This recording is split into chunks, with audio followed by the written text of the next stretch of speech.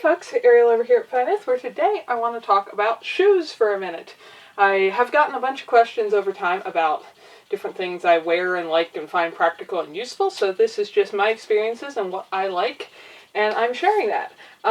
If you are curious about winter clothing, a bunch of which you can see hanging here, well, some of that's summer clothing actually, I did a whole video on that several years ago, and I'm still pretty much wearing all the exact same stuff. Anyway, footwear.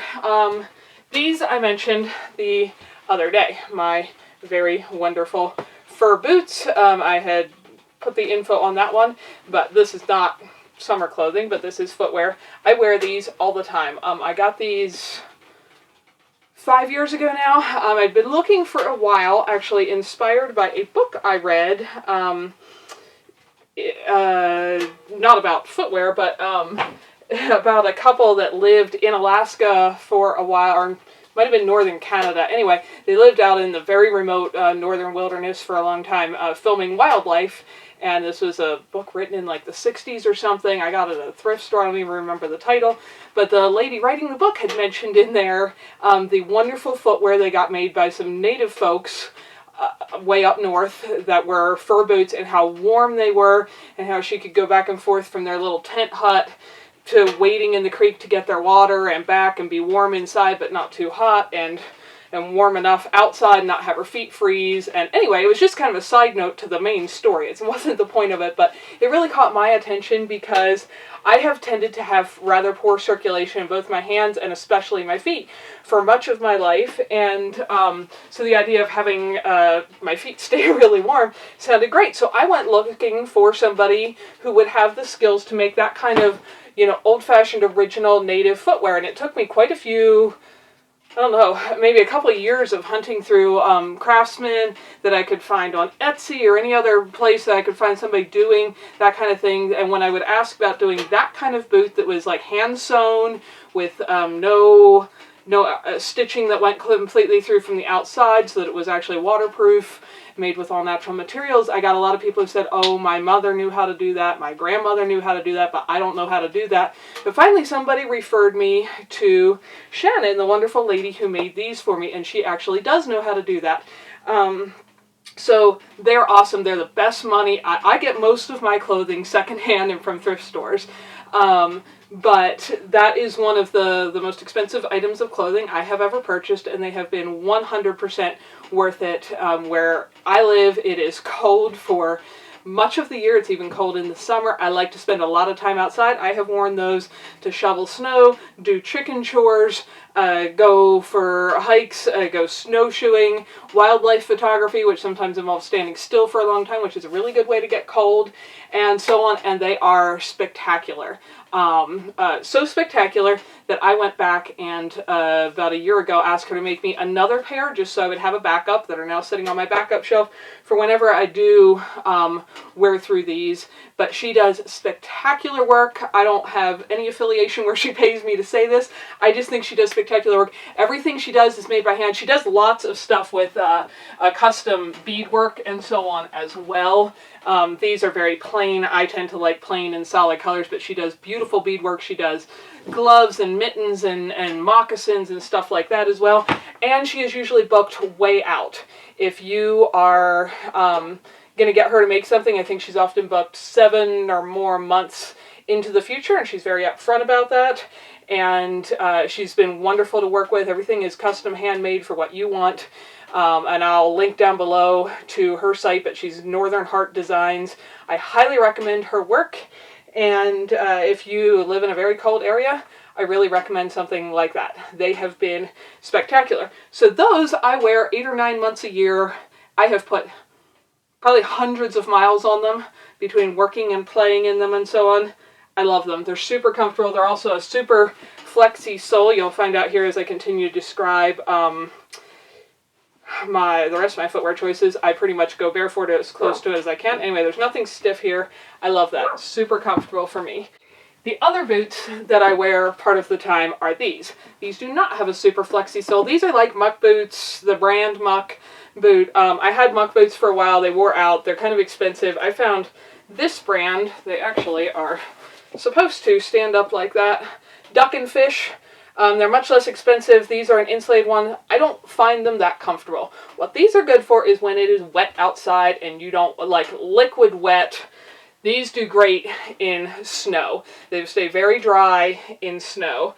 These you can go wading with. It's neoprene right to the top. Something on my calves about the way they curl in at the top there kind of just rubs, and so that's why it's not how they're sold, but that's why I've rolled the tops like that, unless I'm walking through some deeper water. But I wear these when things are like super wet and muddy, which is a little bit in the spring and a little bit in the fall. I don't like thick, heavy soles. I don't like thick, heavy boots. The only thing I like about these is that they do keep you dry, and they're a little bit insulated. It's not just a shell, so they probably make non-insulated ones if you live in warmer areas. But these are like my mud boots that I wear when it's truly wet and muddy. That's what they're good for. Otherwise, I don't actually prefer them.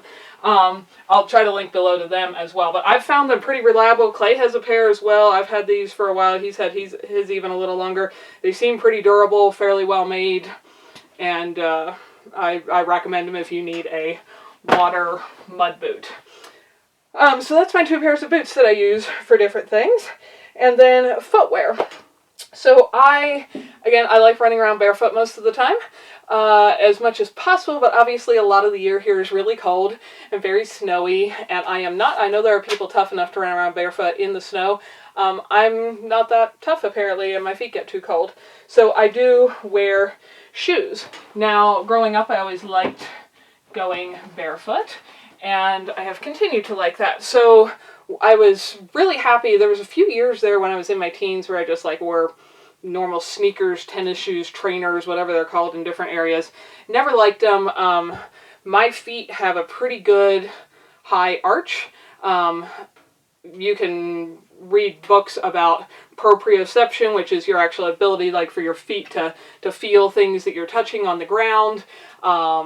About the health of feet, I recommend a book whose name I'm blanking on. I'll link to it below, but I've read a few books about it. But anyway, my personal experience has been I always like the feeling of being barefoot, and arch support makes my feet hurt, which makes sense to me because I know just enough about building to know, like, if you build an arched bridge, the strength comes because the, weight presses down on the top of the arch. An arch is an incredibly strong shape. It can take a ton of weight this way. The only way to take an arch apart is to push up on the bottom of it. So I think it's fascinating that shoe companies have managed to convince people that the way to make your arches stronger is to push up on the bottom of it. That arch in the bones in your feet is designed to support all the weight coming down. Pushing up on it can destroy it. Anyhow, so when barefoot shoes became a thing that was more common a bunch of years ago, I bought these, which are Vivobarefoot brand. Now, these are much older style than the ones they make now. I have gone through 7 or 8 pairs of these over the years. These are one of my nearly worn out pairs. You can probably see they're cracking right here on the, corner edges. That's one of the first places I wear out, where they'll start to peel apart here a little bit. And the tread is they start out with like this thick mountain bike tread. I have put maybe 500 miles of backpacking all across boulders and stuff here in the Rocky Mountains on these, and now they're probably worn enough. I'm not likely to take them on too many long backpacking trips anymore. I still wear them for, chores, cutting firewood, that kind of stuff. I like to recommend, when people ask me about things, it's a little note that I've made the point of, I guess, to some companies, but never really to you guys. When I recommend something, it's because I bought it, I've been using it often for a while, and I recommend it. I have a note on my website on the Contact Me page that says if you're a company that wants me to review your stuff, don't bother sending me a request. You won't get a reply. I don't do that.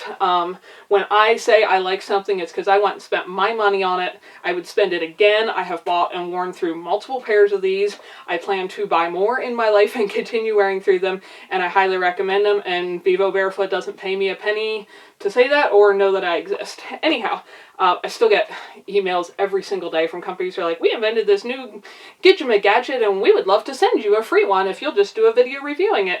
And I ignore all of them because it's just not my thing. Even if you invented a wonderful gadget, usually a company, it's brand new and they want it reviewed in the next week or so because they're trying to market it.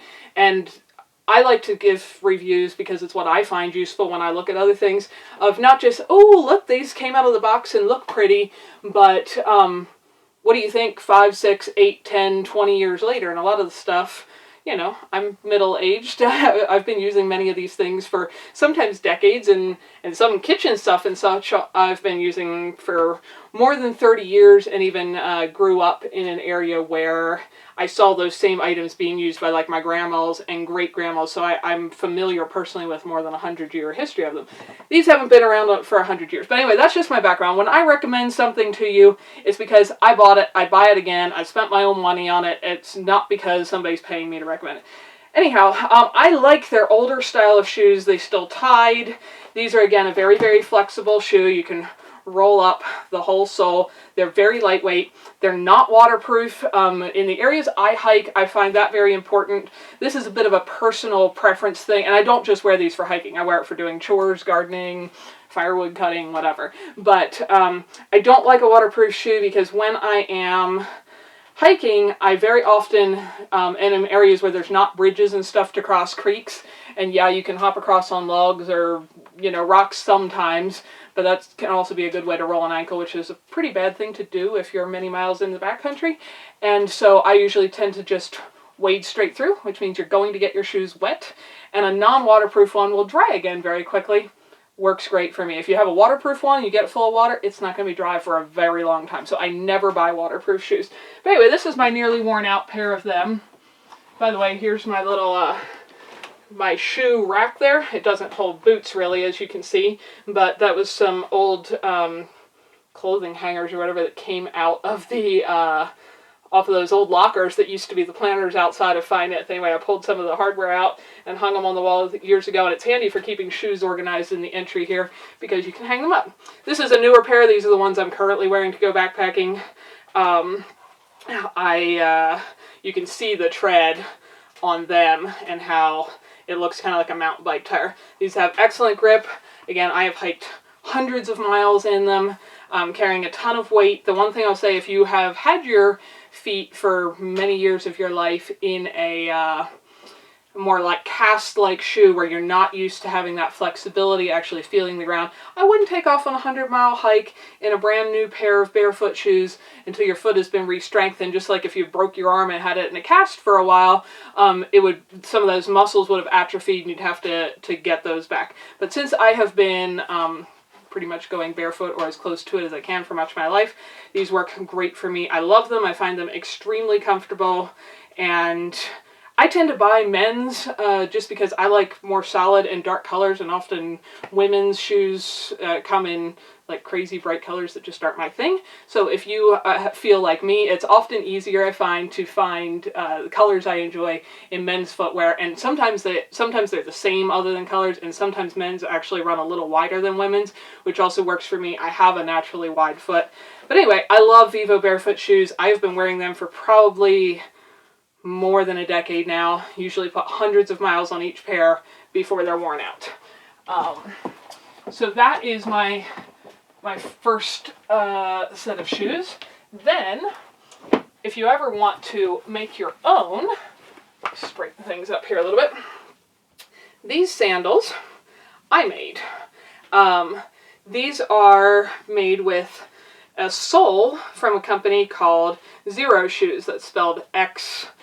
I'm terrible at spelling in my head. Anyway, I'll link to all these down below. I think back in 2013, what is that, 8 years ago now, I had been wearing like Teva style sandals, but they have that big, thick, clunky, stiff sole, which just was not my thing. I made my own moccasins growing up and just ran around. They weren't anything fancy, but I liked that. And I was looking for something similar, and I found this company that would sell you soles, and they were usually a little extra big, so you could cut them exactly to fit your size. And they sold lacing kits so that you could make your own lacings, but it was more of like what they sold at the time was more of like a round lace. I just didn't think I liked that. I liked the flat strap lacing of like a Teva or Chaco style sandal. And so I just got a length of webbing that was brown and got these black soles. And you can probably see on the bottom there, the wear, I've put a lot of miles on these. But anyway, I cut them to fit my feet, laced my own webbing through, stitched it, made my own pair of sandals, and I wore these for a long time. At that point, Xero Shoes just sold the soles for people to do things like that. And they still do. You can still, they sell other things now as well, but you can still buy the soles, make your own. It's probably kind of a fun project, and they're pretty inexpensive. So if you like wearing sandals and you like that flexibility, obviously, again, you can see these are lightweight. They could like roll up in a little package like that. I still take these backpacking as my backup, like camp and water and second pair of shoes. They're not really what because there's too many boulders here, they're not what I choose to hike in full time, but they are my backup pair because they're super light, flexible, and easy to pack in a bag. But I also wear them just around for other things. Then, lots of people like Xero Shoes, so they started doing other things, like actually making their own sandals with a webbing. And so I bought some of them because I've nearly worn through that pair. And again, I tend to buy the men's colors because I like the brown. But anyway, it's the same kind of, this is a slightly thicker, they have a thinner one. I got a slightly thicker sole than my first pair, just to make it last a little longer, but you can still roll them up. They've got, you know, what I think of as like a Choco Tiva style webbing there that you can tighten and loosen. I like these. I've been wearing them for a while now. I highly recommend them. And again, they've got just enough, this is one of the thicker soles, so they've got, you know, enough tread there to have a pretty good grip on the bottom, which is good if you either walk on, I don't use my sandals a lot to walk on ice, but the hiking shoes, I do walk on a lot of ice and snow, because even in the summer, you're usually crossing plenty of snowfields around here. But they have good grip on rock and everything else, and so I run around them in the summer. And then Xero started making actual shoes for people who either had jobs or whatever that didn't like the idea of people showing up in footwear that looked mostly barefoot. And so they took that same sandal structure. This is one of my very well-worn pairs, but it's the same kind of sole. I don't know if you can see this, but the webbing kind of goes through here. It's the same kind of webbing structure as the sandal, but just with a very thin, again, not waterproof, you know, shoe to it. And so that looks kind of like a normal shoe. It's still flexible. You can still roll it up. This is my very worn pair. I tend to, I don't know if it's my foot shape or how I walk, but just like the Vivobarefoots, I tend to wear through right in these points first. This is my fairly shop pair now. I still use them for chores and stuff around here, and will continue to do. I've usually worn my shoes till I actually have a hole through where I step on the ground and grass comes up through the sole. And then I decide they're fully worn out. But that's a pair I've been wearing for a while. This is a less well-worn version of the exact same thing. And you can see they look like a more traditional sneaker, trainer, whatever you call it. And they still have the benefit of being a flat, zero drop shoe. Now, if you are curious about any of this stuff and you've never heard of any of this, they still do that. They still weigh almost nothing. There are a lot of benefits to your whole body and posture and health of walking with your feet in a more natural position. Anyway, so I love these. I've worn these to work out, do CrossFit, weightlift, which I actually prefer to do barefoot, but some gyms like you to keep a pair of footwear on, but they are as close to being barefoot as you can get. You can also just slip them on and run to the grocery store or whatever, and nobody notices you're not wearing a normal shoe. So I highly recommend this company. Like I said, I have been buying stuff from them since before they made any of these products, and they just made their soles for people to make their own. But that is what I wear for footwear. So as you can see, my footwear choices are kind of minimalistic too, which isn't because I live in a tiny house and have for years. That's what I actually like. That's what's comfortable to me. And that's pretty much my array of footwear that gets me through the whole year. I haven't worn my Xero shoes yet for hiking because for a while they didn't make shoes. And I was already wearing the Vivobarefoots for that, but they have a little, you can see I've been using these for chores. There's a little bit of dried chicken muck in the bottom. Anyway, this sole is a little bit flatter as far as the tread. They make a little more chunky tread one now. It's designed a little bit more for hiking, so I might get a pair of those and actually take them backpacking. I just haven't yet because I've been wearing the Vivobarefoots for so long and been really happy with them. And they, you know, have been making shoes longer than Xero, but I highly recommend Xero. Now, I do actually have an affiliate relationship with Xero Shoes now. That means if you click on my link and you go buy anything from their company, they pay me a little commission. That is not because, like all these other things, Xero Shoes said, hey, we've invented new shoes, we'll give you a pair, will you review them? That's because I've been wearing their shoes since before they started making shoes, and then at one point they offered an affiliate ability, and I don't entirely hate money, so I figured, well, I'm already recommending them because they're something I actually like, and as you can see, I've been wearing for a long time, so it doesn't cost you anything extra, but if you do click on and buy anything through this link, they pay me a little bit of money, and it helps with the bills around here. But anyhow, that's my footwear. So if you have questions about that, I'm going to try to remember to link down below to some of the books with more info on foot health and how it affects your overall health. And also I do recommend actually going barefoot. That doesn't let me sell you anything, but actually going, but even if you just like sit with your feet touching the ground, some of the science that I don't think we fully understand yet, but are learning about how grounding affects the human body, actually being physically with skin contact to the ground surface, not, you know, pavement and stuff in between there, seems to rebalance some of the electrical stuff in the human body and do wonderful things for your health. So I highly recommend that as well, and I do that. But there are times I'm walking through woods with sharp prickly sticks. Down at the other end of the property here where that burn pile was, there was somebody had smashed glass in a bunch of places before we ever bought this place. There's just some spots like that where, and then, like I said, I'm a wimp about, I don't actually run around outside barefoot in snowdrifts. So there are various places where I want to put something to protect my feet a little bit, but still be able to actually feel the ground, feel where I'm walking, stand in a natural stance, not be tilted up on a heel, not have something shoving up and damaging the bottom of my arch. And so that is my footwear choices that I've settled on over the years, and I've been wearing all of those now for a lot of years to a lot more years, and I recommend them. Those are the ones I like. I keep buying them. Whenever I wear these out, I will buy another pair. As you can see, I generally have two pairs of most of them. A mostly worn out one and then a little sturdier or nicer looking one, depending, you know, what I'm doing with it. But that's what I recommend. And so hopefully that's helpful. If you're interested in any of that, that's my footwear selection and the reasons why. Over here at Fineth, thank you so much for watching these videos and spending some of your very valuable time choosing to do that. We hope you found something that was useful, educational, helpful, maybe save someone else some time and trouble, or just something just plain beautiful. If you don't want to miss any videos, subscribe and hit the bell. And thanks for coming along on our journey as we build a new little homestead with our tiny house and everything to come.